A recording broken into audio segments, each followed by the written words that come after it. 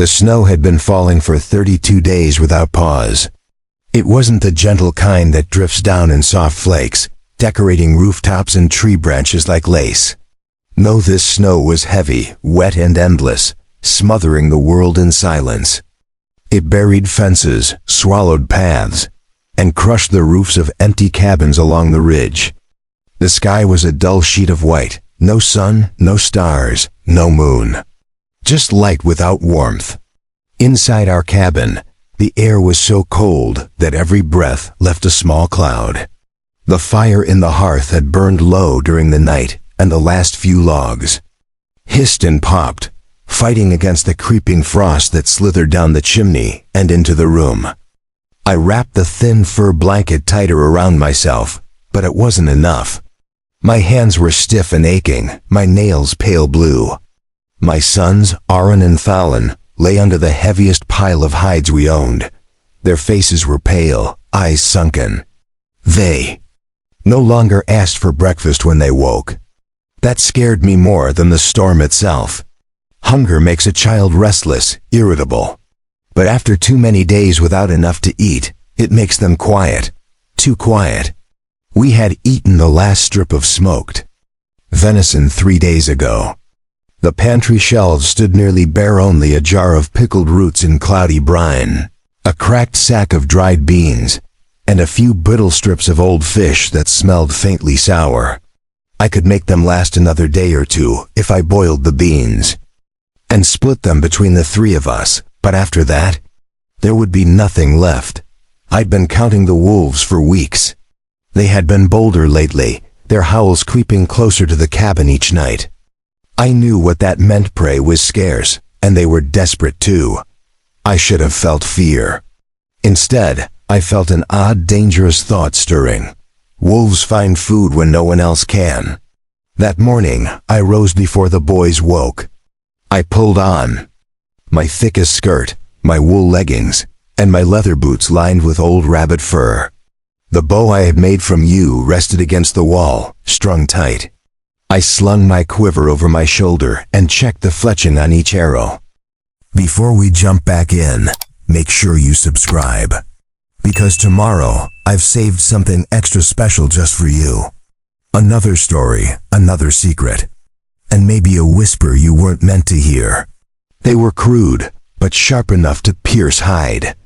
My knife, a narrow hunting blade with a bone handle, I strapped to my thigh.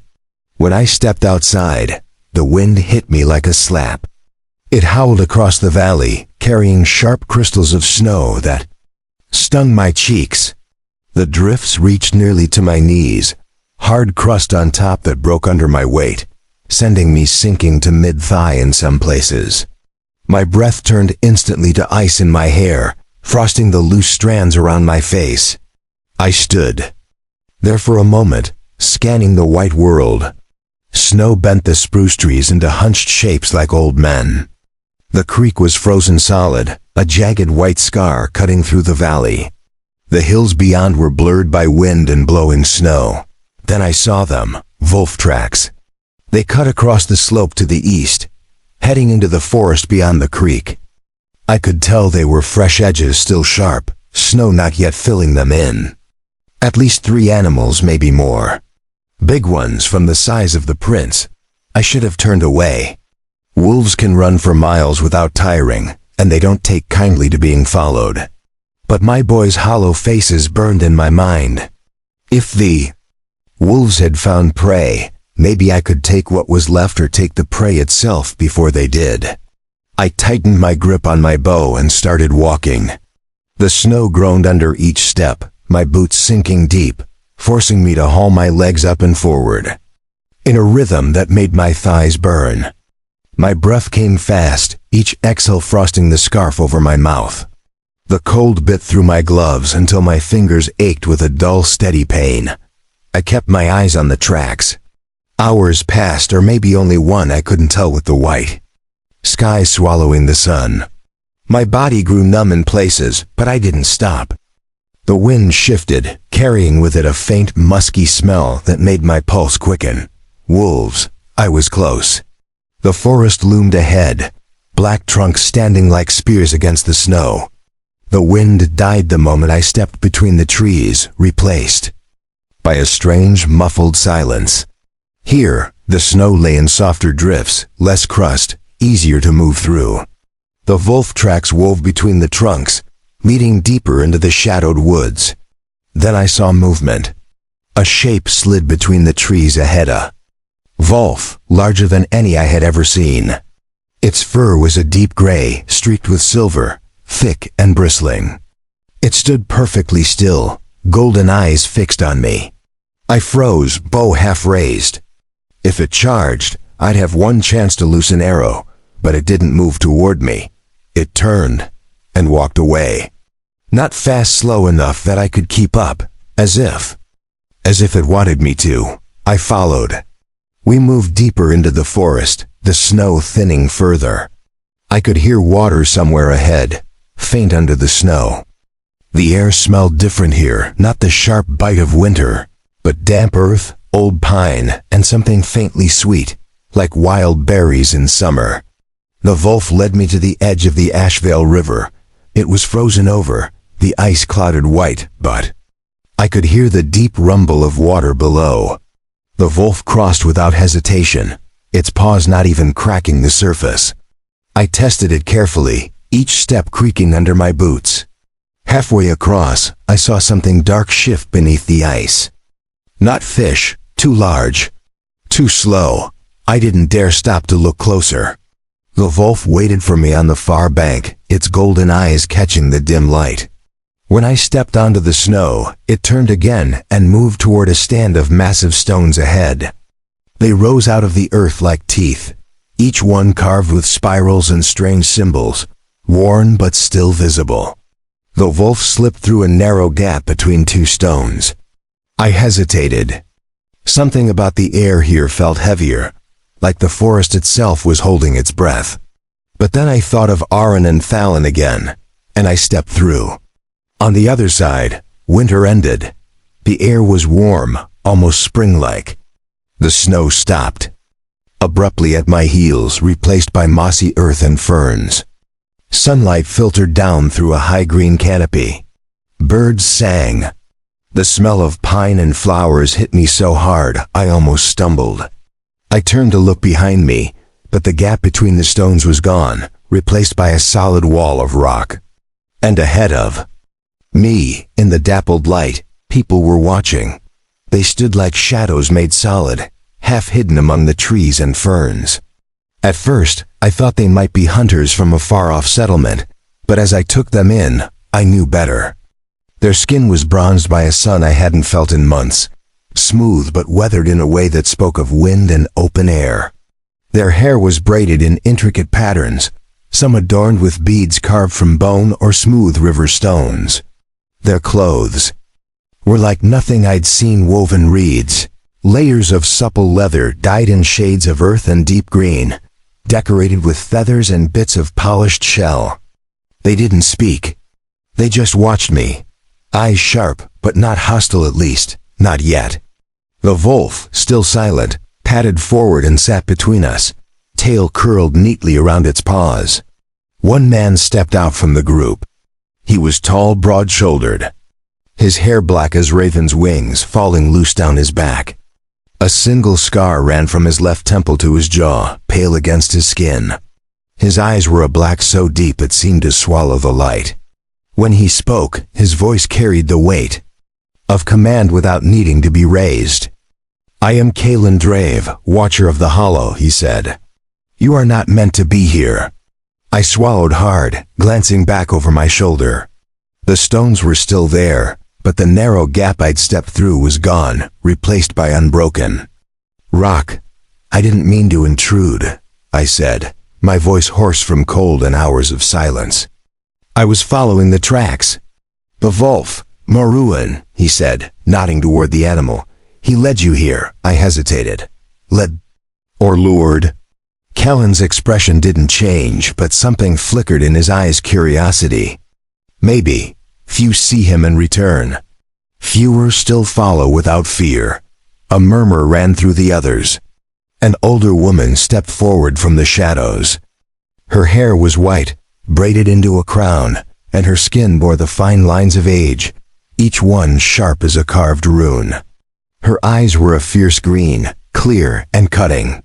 She studied me like a craftsman inspects a tool testing for cracks. "You followed hunger," she said simply, "or desperation. Both are strong enough to break the skin between worlds." I didn't know what she meant, but the words made the air feel heavier. "My sons," I said, forcing myself to speak clearly. "They're starving. I need food to bring home, that's all." For a long moment, no one spoke. Then Kaelin gestured for me to follow. We walked deeper into the forest. The ground was springy underfoot, damp with moss and fallen leaves. Sunlight streamed through the branches, catching on beads and feathers woven into the people's hair. The warmth seeped into my skin, making the cold ache in my bones retreat. The scent of cooking meat reached me before I saw the source. We stepped into a clearing where a wide stone table stood, covered with roasted meats, fruits I couldn't name, and steaming bowls of something fragrant and spiced. Smoke from several small fires curled lazily into the canopy above. My stomach clenched so hard I almost doubled over. Kaelin stopped at the edge of the table. "Eat," he said simply. I didn't need to be told twice. My hands shook as I tore into the food tender strips of meat, sweet slices of fruit that burst with juice in my mouth, a bowl of broth so rich it felt like it was repairing me from the inside. But even as I ate, my mind kept drifting to Auron and Thalon. Every bite I took felt like time I was stealing from them. When the worst of my hunger had passed, I looked up to find the old woman watching me. "You'll need more than meat to cross back," she said. "The snow out there is not the snow, you know. It is older, and it does not forgive." I frowned, confused. "Snow is snow." "No," she said. "Not here, not now."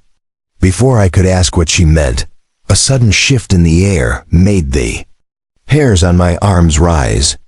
Moruan, who had been lying in the shade, lifted his head. His golden eyes locked on the trees beyond the clearing, ears pricked forward. A low growl rolled from his chest. Kellen's head turned sharply toward the shadows.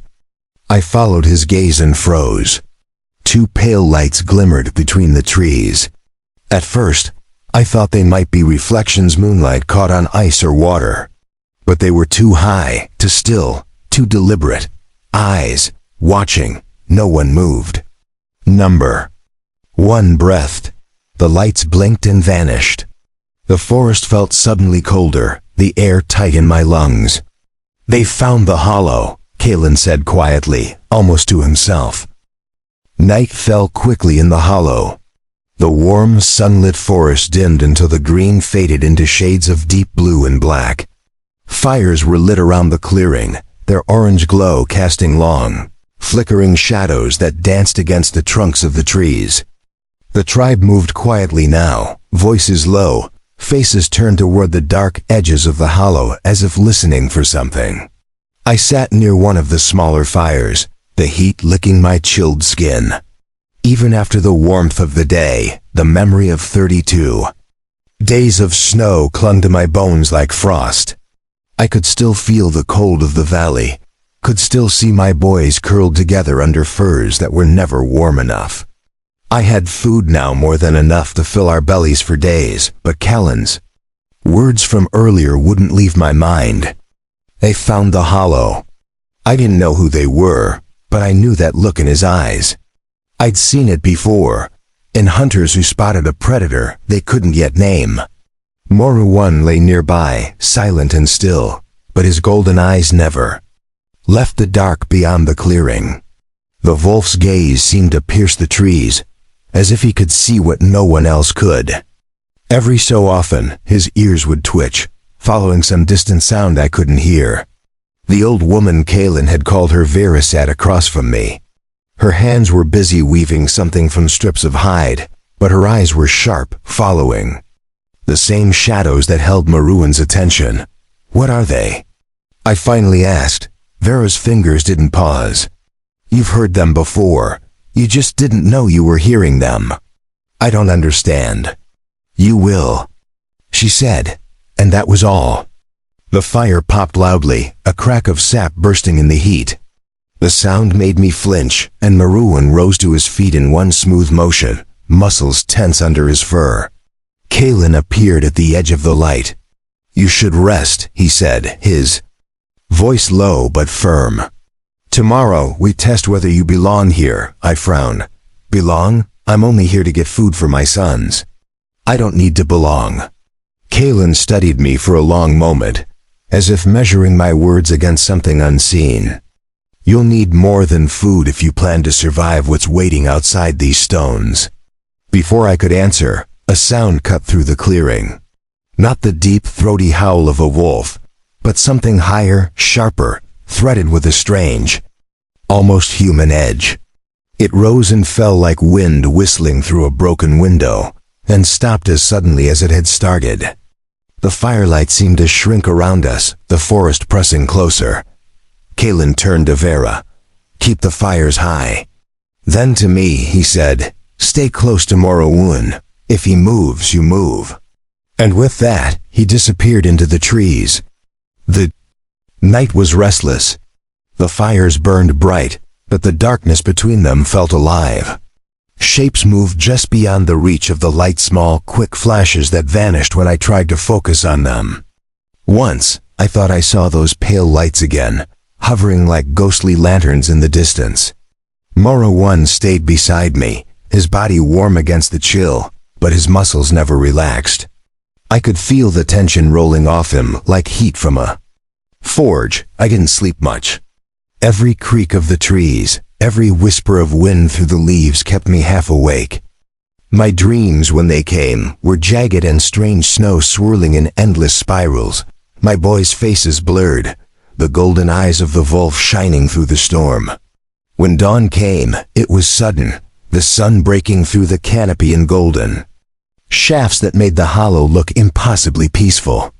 If I hadn't lived through the night, I might have believed it had been. Kalen returned just after sunrise. His dark hair was damp with sweat, and there was a smear of something ash. Blood along his jaw. "You'll hunt with Marouin today," he said. I pushed myself up from where I'd been sitting by the dying fire.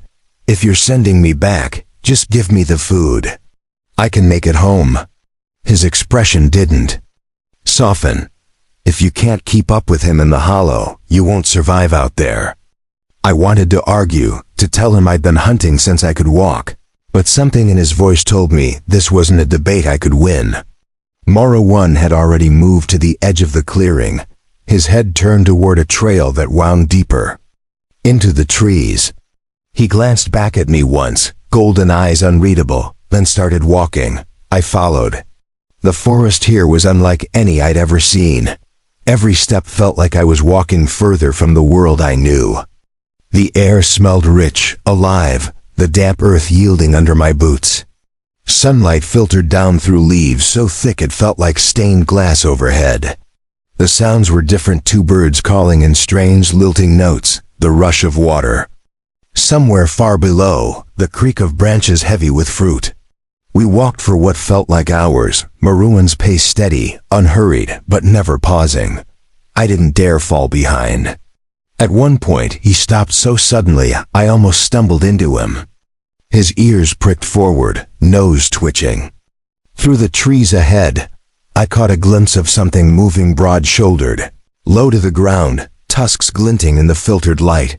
A boar, but bigger than any I'd ever seen. Marouin didn't look back at me. He didn't need to. I understood. This was the test. The boar's breath came in harsh snorts, steam rising from its flanks despite the cool morning air.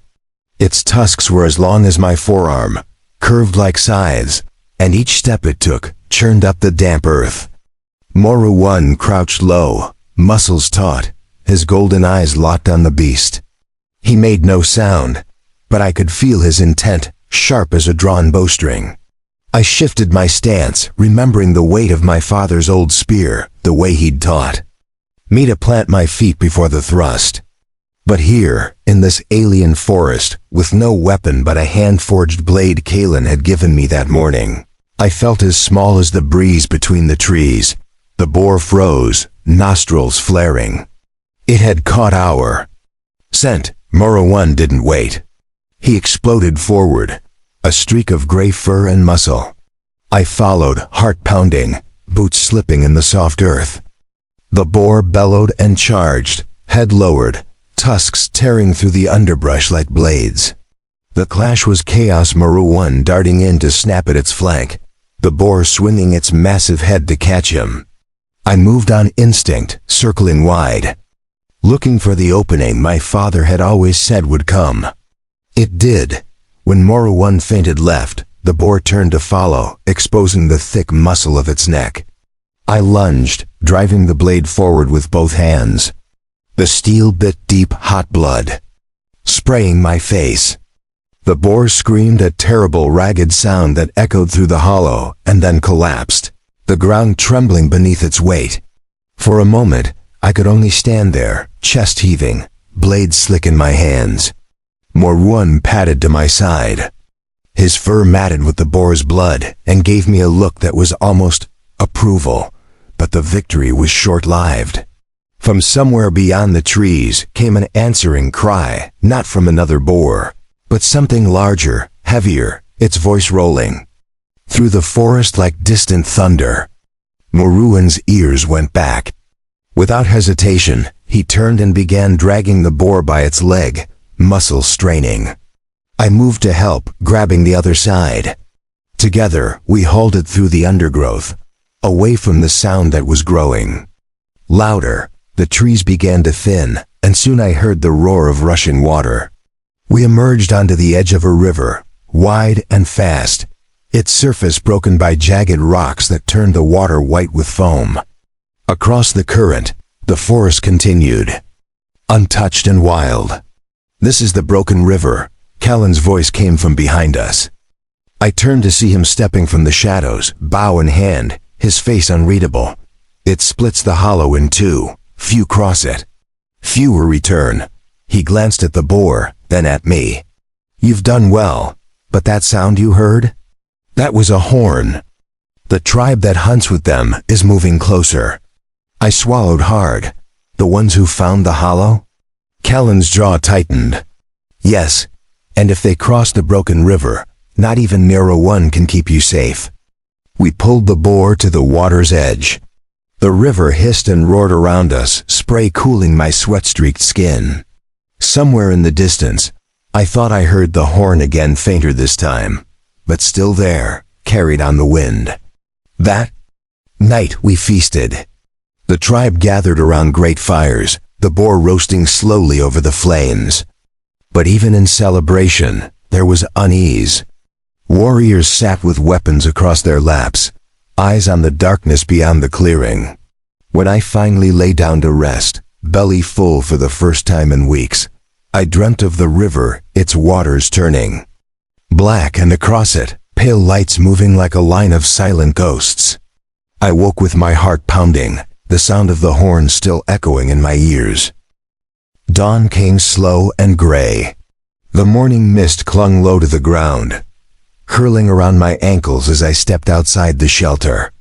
The fires had burned down to embers during the night, and a hush had settled over the hollow, the kind that made every sound sharper, every shadow darker. Morrowan was already awake, standing at the edge of the clearing, nose pointed toward the river. His fur bristled along his spine, and the steady rise and fall of his breath felt more like controlled restraint than calm. Kalen was there too, crouched low with one knee pressed into the damp earth. He was studying something on the ground, his hand hovering just above it. I approached quietly. "Tracks?" He didn't look up. Not wolves, not ours. The prints were long and narrow, pressed deep into the mud, as if whoever made them carried great weight. But they weren't alone. Smaller impressions clustered around them, too irregular to be human, too deliberate to be wild animals. "They crossed last night," Kalen said, finally standing. "The river's running high from the snowmelt. That means they either have a bridge. He glanced toward the trees, his voice dropping low, or they know the crossing. I remembered the horn in my dream, though I was no longer certain it had been only a dream. What happens if they reach the hollow? He gave me a long, unreadable look. They won't come to talk. The mist began to lift as the sun pushed through, revealing the jagged tree line beyond the river. For a heartbeat, the forest there seemed still, and then I saw them. Dark shapes moving between the trunks, too many to count. Their movements were smooth, deliberate, almost like they were pacing the water's edge. I squinted and caught glints of pale light, like moonlight reflecting off metal, even though the sun was already high. Callan's voice cut through my thoughts. Inside, now, but I didn't move. My eyes locked on one figure that had stepped forward from the shadows. It stood tall, draped in furs the color of ash, its face hidden beneath a carved mask that looked like a wolf's skull. In its hand, it held a long spear tipped with something black and jagged, nothing like the steel I knew. It didn't move, didn't speak, just stared across the broken river at me. Even from this distance, I could feel it. Recognition. It was like it knew me. Moruan stepped between us, his body lowering, his lips curling back to reveal sharp teeth. A sound rose from his throat, not a growl, but something deeper, older, like the rumble of earth before a landslide. The masked figure tilted its head slightly, as if considering something. Then it raised its spear high and drove the butt into the ground. The sound it made was like a heartbeat through the soil, faint but unmistakable. And then they were gone, melting back into the tree line as if the forest had swallowed them whole. Kellen's hand clamped around my arm. You don't go near that river again. Not alone, not even with Moruan. I finally looked at him. Who are they? His jaw worked for a moment before he answered. The hollow isn't the only place the snow couldn't touch. They live where the ice never melts. And everything they want, they take. That night, the tribe didn't light the outer fires. The hollow lay under the weight of a dark, restless quiet, the only sound the rush of the broken river in the distance.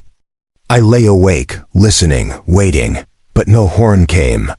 Only the echo of that single heartbeat through the ground, pulsing again and again in my memory. By the third day after the river sighting, the air inside the hollow had shifted. It wasn't just tension, it was the kind of watchfulness that made every creak of a branch, every shift of the wind, feel like a signal. Kalen assigned more scouts to the perimeter, and the hunters no longer went out alone. Even the children normally, left free to roam the meadow near the inner fires, were kept close, herded quietly into the longhouses where the shadows were thickest. I had been given a task that morning: accompany a small hunting party led by Auron, Callan's second in command, and bring back fresh meat before the rains came. It sounded simple enough, but the way Auron moved, eyes constantly scanning, hand never far from his bow, told me this wasn't just a hunt. We followed a deer trail through the tall ferns, Moruan trotting just ahead, nose low to the ground. The sun was thin, filtered through a canopy that felt heavier than it had days before. Even the birds were quiet. After nearly an hour, Moruan froze. His head lifted, ears swiveling toward the northwest. Auron raised his hand, stopping us cold. What is it? I whispered. Moruan's fur rippled along his back. Then, without warning, he bolted fast and silent as a shadow into the trees. We followed, crashing through undergrowth, until the forest suddenly opened into a narrow clearing. At its center lay a deer, perfectly still, its body untouched, no wounds, no blood, no sign of a struggle. Auron's face darkened. This isn't right. He crouched beside the animal, pressing two fingers lightly to its side. Still warm. Whatever brought it down, it was recent, very recent. I glanced around the clearing. The air was unnervingly still. Maybe it ran until it dropped? He shook his head. No, this is a gift. I stared at him. A gift? Oren stood, scanning the tree line. Some predators mark their kills, leave them for later. Others leave them where they know someone will find them. His voice dropped lower. It's a way of saying, I can feed you, or I can starve you. The skin on my arms prickled. Moruan had moved to the edge of the clearing, nose to the ground. Then he stiffened and backed away, his gaze fixed on a spot in the grass. I stepped closer and saw them prints in the soft earth. The same narrow, deep impressions I'd seen by the river. And there was something else.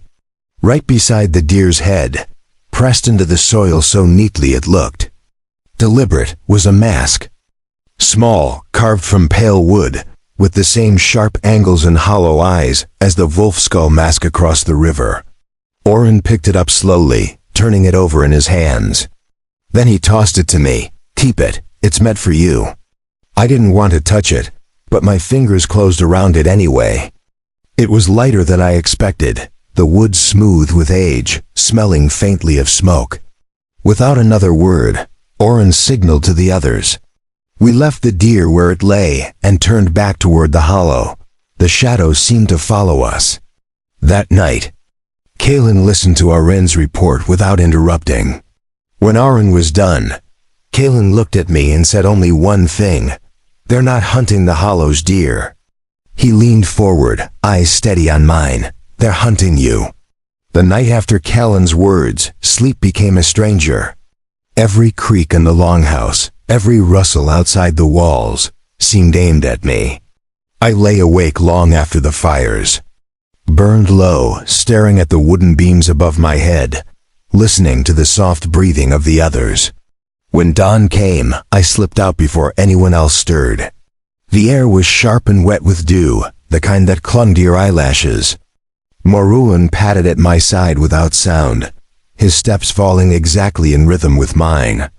I didn't have a destination, only a need to move to keep the hollow's walls at my back. I followed a narrow path that wound toward the southern edge of the valley, where the forest grew denser and older. It was different here. The trees were thicker, their bark dark and ridged, their roots rising like the backs of sleeping beasts. The canopy was so heavy that sunlight broke through in thin, fractured beams. I had the strange feeling I was walking into a place that had been waiting for me. About an hour in, Moruan stopped. His ears flicked forward, his gaze fixed on nothing. I could see. The forest was silent, too silent. Then, just at the edge of hearing, came a sound. A whisper. At first I thought it was wind moving through the leaves, but the air was still. It came again, low and drawn out, like words carried through a long tunnel. I couldn't make them out, but I knew deep in my bones that it wasn't random. Moruan took a step forward, and the sound grew clearer. I turned slowly, scanning the trees, until I saw it a mark, carved deep into the bark of a massive oak.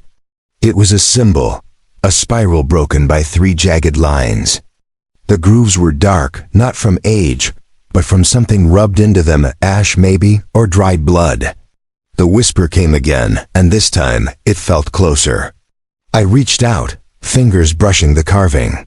The instant my skin touched it, the forest seemed to lurch. Suddenly I wasn't standing in the hollow's woods anymore. The air was colder, the light dimmer. Snow covered the ground in a thick, unbroken sheet, and the trees around me were draped in ice. Figures moved between them, tall, wrapped in furs, their faces hidden behind masks. One turned toward me, the spiral mark carved into the wood of its mask. Its voice was the whisper, clear now. Daughter of the Hollow, you were promised. The vision shattered. I was back in the green dark forest, breath ragged, hand still pressed to the oak. Moruan was staring at me, head tilted, a low whine in his throat. I stumbled back from the tree, heart hammering, and the whisper faded into nothing. By the time I returned to the hollow, the sun was high, and Kalen was waiting for me. You went south, he said flatly. I froze. How? There are places in these woods where the trees remember more than they should, he said. Places you don't touch unless you're ready for the truth. I swallowed hard. And the truth is? Kellen's eyes softened, but only slightly. They didn't just find you in the snow, Serenia. They've been looking for you your whole life. That evening, Kellen summoned me to the council fire. It was held in the hollow central clearing, where a great pit of stones cradled the flames. The elders sat in a rough circle, weathered faces, braided hair, eyes sharp as flint. I'd seen them before, but never all together like this.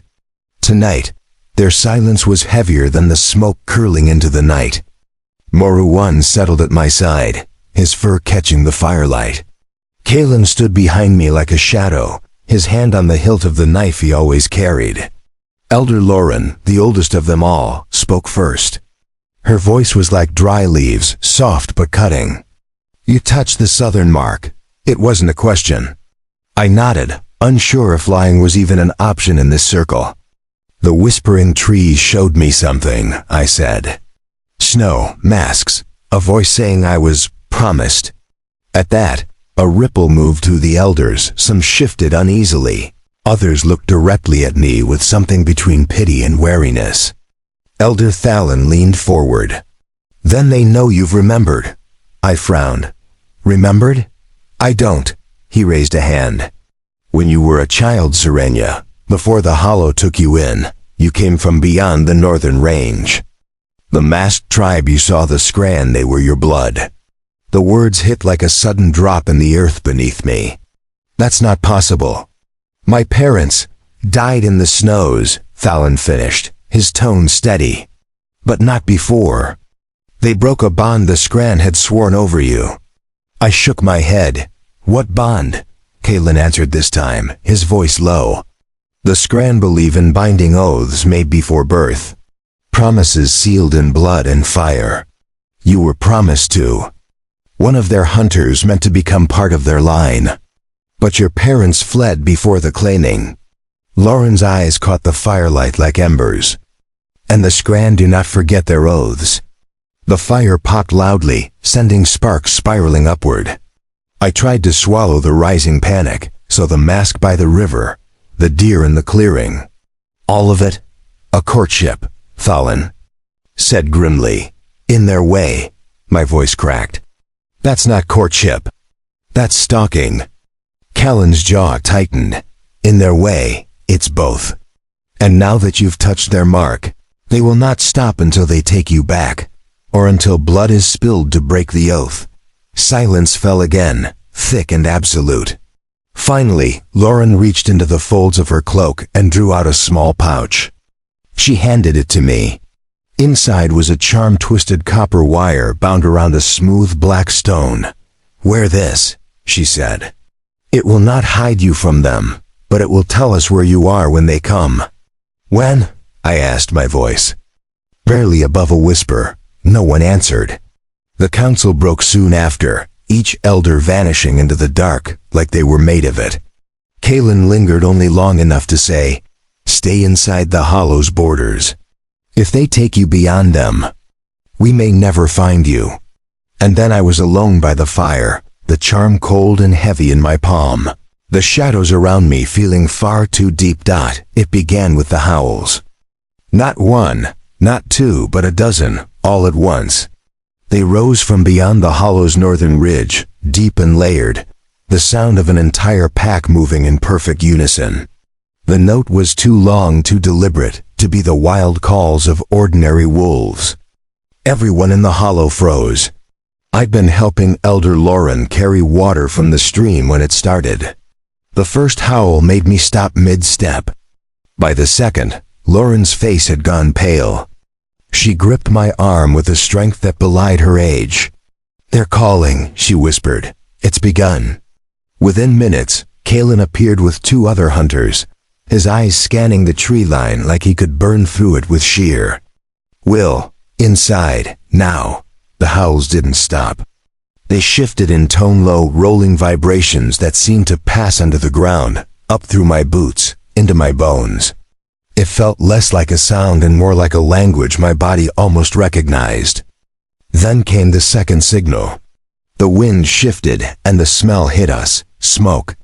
Not the dry tang of wood fire, but something darker, heavier. Kalen broke into a run toward the western gate, and I followed despite his earlier warnings. When we reached the ridge, I saw it. Half a mile away, on the opposite slope, a towering pyre of blackened branches burned. But this was no random blaze. Its shape was deliberate. A spiral, the same as the one I'd touched on the southern oak, laid out in flames that reached for the sky. At the center of the spiral stood figures, tall, still, masked. The fire lit the carved wood of their faces, each etched with a spiral of its own. One figure stepped forward. He or she, it was impossible to tell, raised a spear into the air and drove it into the ground with a sound I swear carried even over the roar of the flames. Then, together, they all turned their masks toward us. The howls stopped. The forest went silent. Kalen swore under his breath and grabbed my wrist, pulling me back toward the hollow. That's their claiming fire. They've declared the hunt. I stumbled to keep up. For me? His grip tightened. For you. By the time we reached the gates, the signal fire was already beginning to die, smoke twisting up into the clouds like a warning written for the sky. The hollow was tense, everyone moving faster, speaking in hushed tones. Hunters armed themselves. Children were gathered indoors. That night, as I lay in the longhouse with the copper and stone charm around my neck, I realized that the Scran had not come to hide in shadows anymore. They wanted me to know they were close. They wanted everyone to know. And deep down, though I tried to deny it, a part of me felt the pull. The fog came 3 nights later. It rolled in silently from the north, thick and pale, curling through the trees until it drowned the hollow in a ghostly stillness. Even the fires struggled against it, their light shrinking into small, trembling halos. Kalen had doubled the watch at the gates, but you couldn't see more than 10 paces in any direction. Sound carried strangely, footsteps seemed closer than they were, and whispers traveled farther than they should. I told myself I'd stay inside, just as Kalen had ordered. But sleep wouldn't come. The fog seemed to press against the walls of the longhouse, slipping through every crack in the wood. And then I heard it, a sound like tapping. Slow, deliberate, against the far side of the longhouse wall. I sat up, every muscle tense. The tapping stopped. Then came again, closer. This time, Marawun lifted his head from where he lay, ears pricked. Without a sound, he stood and padded toward the door. I followed. The moment I stepped outside, the cold wrapped around me like wet cloth. The fog swallowed the longhouse behind me within seconds. The tapping came again, this time to my left. I moved toward it, Marawun a silent shadow at my side. My boots sank into soft earth, damp with dew. Shapes loomed in the fog trees, fence posts, the faint outline of the western gate. And then I saw it, a spear. It was standing upright in the ground, the shaft wrapped in strips of pale hide. A spiral had been carved into the wood, freshly cut, the shavings still clung to it. Hanging from the spear's tip was a small bundle wrapped in fur. My heart hammered as I reached for it. Inside were 3 things: a smooth stone black as night, a braid of dark hair that was not mine, and a strip of bark on which a single word had been painted in ash, soon.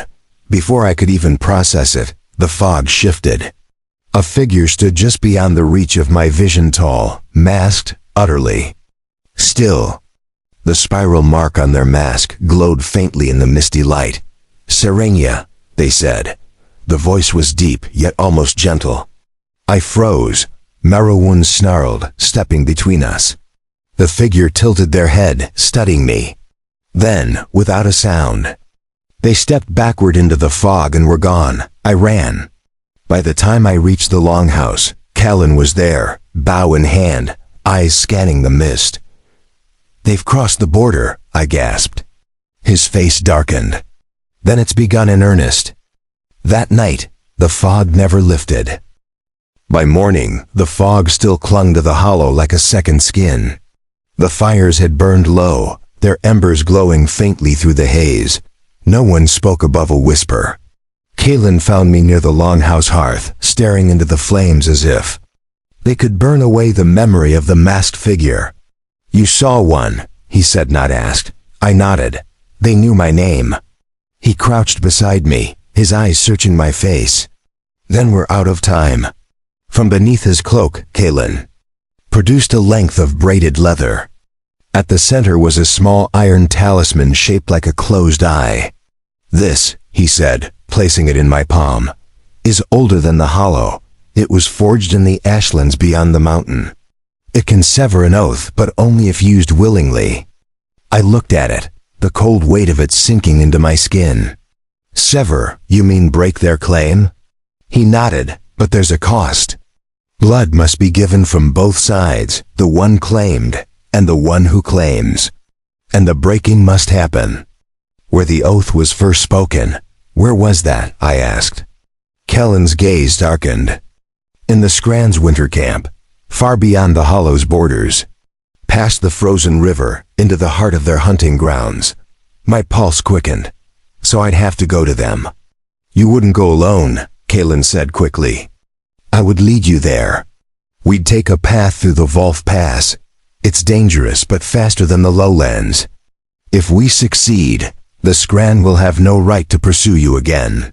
And if we fail," his eyes didn't waver, "then they will keep you." Silence stretched between us, filled only by the faint crackle of the hearth. The thought of leaving the hollow's walls, of walking straight into the Scran's territory, made my stomach twist. But the alternative was waiting here for them to come. I closed my fingers around the talisman. The edges bit into my skin. "When do we leave?" I asked. Kellen's jaw tightened, but there was the faintest flicker of relief in his eyes.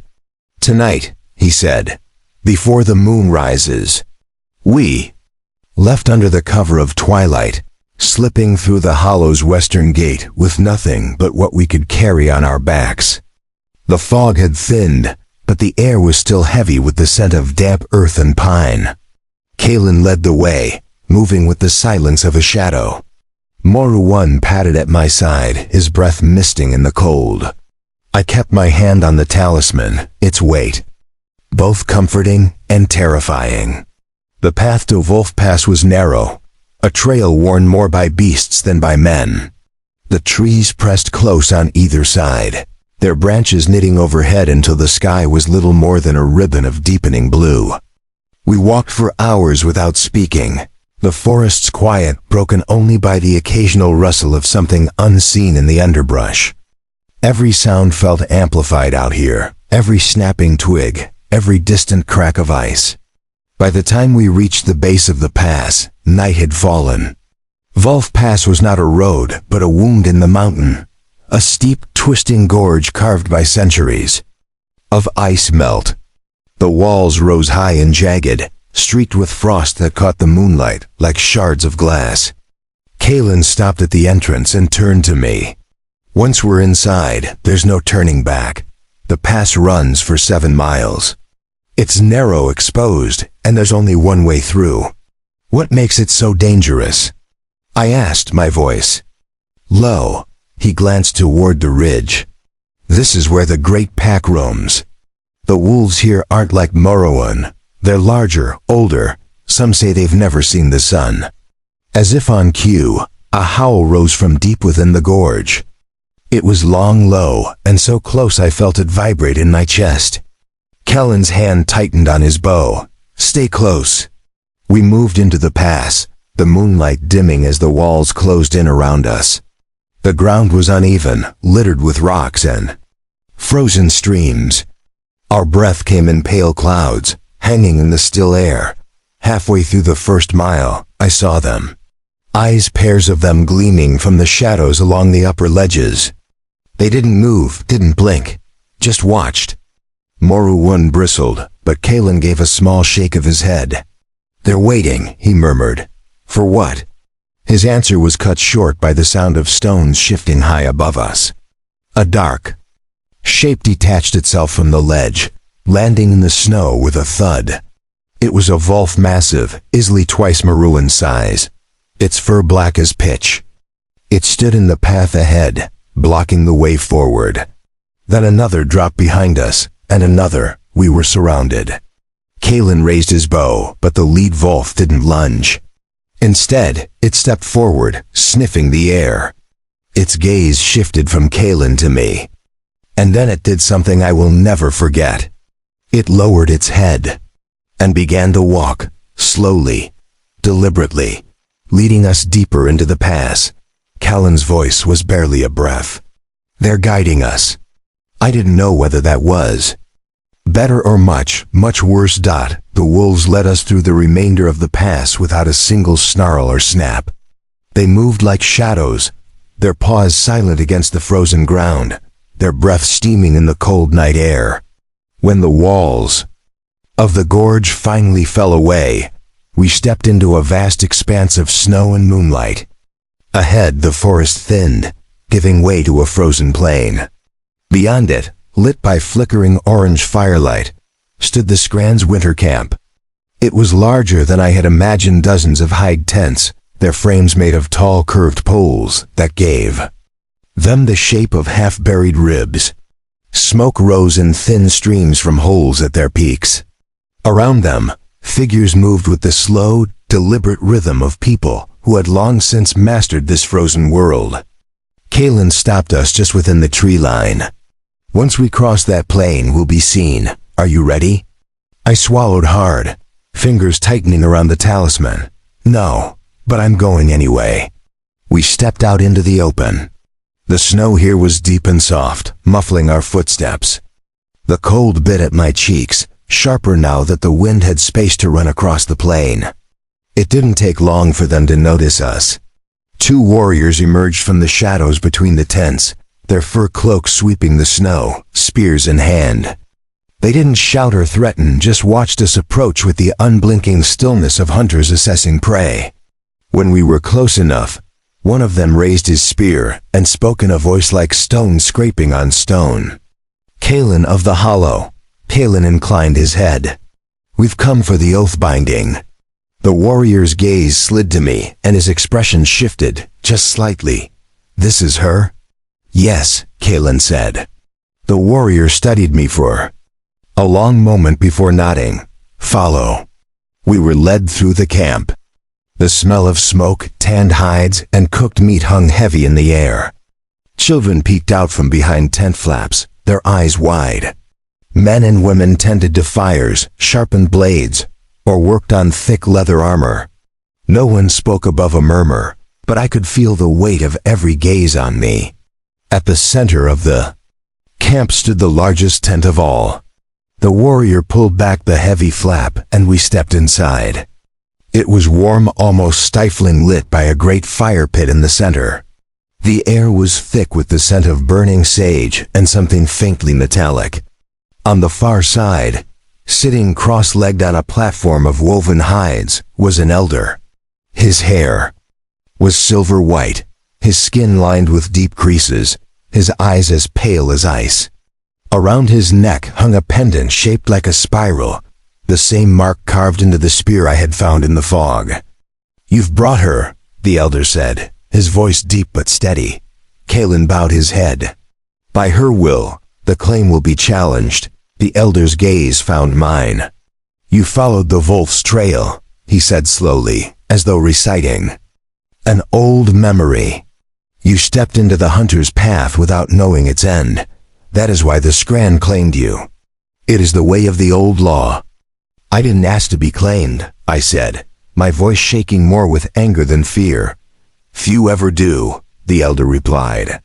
"But every trail leaves a mark, and yours has led you here." He leaned forward, his pale eyes unblinking. "If you would sever the claim, you must bleed into the snow before the first dawn light. And the one who bound you must bleed beside you." My stomach dropped. "The one who bound me?" The elder's lips curved, not into a smile, but something colder. "He is closer than you think." Before I could speak, Callan's hand brushed mine, brief, urgent. "We'll do it. he said. The elder nodded once. Then prepare. The wolves are already waiting. The scran moved quickly once the elder had spoken. Torches were lit, shadows leaping across the snow as warriors gathered in a wide ring beyond the camp's edge. The wolves, those same silent guides from the past, stood among them, their breath pluming in the cold. Kaelin and I were led to the center of the ring. The ground beneath my boots was hard-packed and glistening, as if hundreds of feet had trampled it flat over the years. A stone altar stood there, half buried in snow, its surface etched with spirals and claw marks. On it lay a shallow bowl carved from horn. I didn't need to ask what it was for. The elder emerged from the crowd, carrying a long, thin blade with a bone handle. Its edge caught the firelight in a way that made it look wet. The severing must be witnessed, he intoned. Blood from the claimed. Blood from the binder. Mixed and spilled into the snow before dawn. Only then is the law satisfied. I turned to Kaelin. Binder? What does he mean? Callan's jaw tightened. His eyes met mine, and in that moment, I understood. It was me, he said quietly. The day you stepped into the hollow, I marked your trail to protect you from the scran. I didn't think they'd call the claim this soon. My heart thudded, cold and sharp. You bound me to them? To keep you alive, he said. Without it, they would have taken you. Before you reached the gate. This way, you were under their law, not their teeth. The elder placed the blade in his hands. Do you still choose the severing? Callan's gaze didn't leave mine.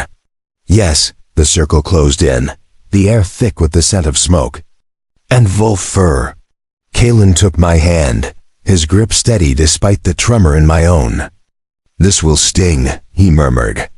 The blade kissed my palm, a thin, burning line of pain. Blood welled up instantly, dark against the snowlight. Kaelin cut his own palm next, his breath hissing between his teeth. The elder held out the horn. Bowl, we pressed our hands together over it, our blood mingling in a slow, dark swirl. It was strangely warm. The elder took the bowl, lifting it high so all could see. Then, without ceremony, he tipped it onto the snow at the altar's base. The wolves howled, not a warning, not a challenge, but something deeper, almost mournful. The sound rolled across the plain, echoing off the mountains, until it seemed the night itself was singing. The elder spoke. The claim is broken. Relief should have flooded me, but instead I felt hollow like the snow had stolen something. I didn't know I'd been carrying. Callan's hand lingered on mine a moment longer before he stepped back. It's done, he said. But the elder's pale eyes were still on me. No, he murmured. It has only begun. The firelight of the scran camp faded behind us. As Kaelin and I made our way back across the frozen plain, the snow crunched softly underfoot, and the only other sound was the steady, watchful padding of the wolves following just out of sight. Dawn had not yet touched the mountains. The world was still steeped in blue shadow, and every breath came out in clouds that vanished too quickly. You're free now, Kaelin said at last. His voice was quiet, but there was a weight to it, as if he didn't quite believe his own words. I glanced at him, and yet the elder made it sound like I'm anything but. Callan's gaze stayed on the path ahead. Elders see more than they say, sometimes too much. We climbed a ridge that overlooked the hollow far in the distance. Smoke rose in thin spirals from its chimneys, and for a fleeting moment, it looked small enough to fit in my palm. The wolves stopped here, watching us from the ridge's edge. One stepped forward, a massive silver-furred alpha with eyes the color of amber. It padded up to me, so close I could feel the heat of its breath in the frigid air. It didn't growl. It simply stared. And then, with deliberate slowness, it pressed its muzzle to my cut palm. The wound burned, but not with pain something. Colder, sharper, like frost crawling under the skin. When the wolf stepped back, a faint spiral shimmered on my palm like the one carved into the scran elder's pendant. I looked to Kalen, my voice barely a whisper. "What is this?" He stared at my hand for a long time before answering. "It's a trail mark," he said, "but not one I've ever seen given to a human." The Alpha turned, leading the pack away into the snow, their silhouettes swallowed by the mist. A gust of wind swept across the ridge, carrying with it a sound so faint I almost thought I imagined it. Voices, layered and distant, speaking a language older than the mountains. Callan looked at me then, his eyes shadowed. "The clay may be broken," he said slowly, "but now they will follow you." I closed my fist over the mark, the wind biting my cheeks. Somewhere deep in the wilderness, the wolves howled again. And this time, I couldn't tell if they were calling me home or warning me away. Drop in the comment section. I want to know, where in the world are you right now hearing this story? I'll read some of your locations in my next video.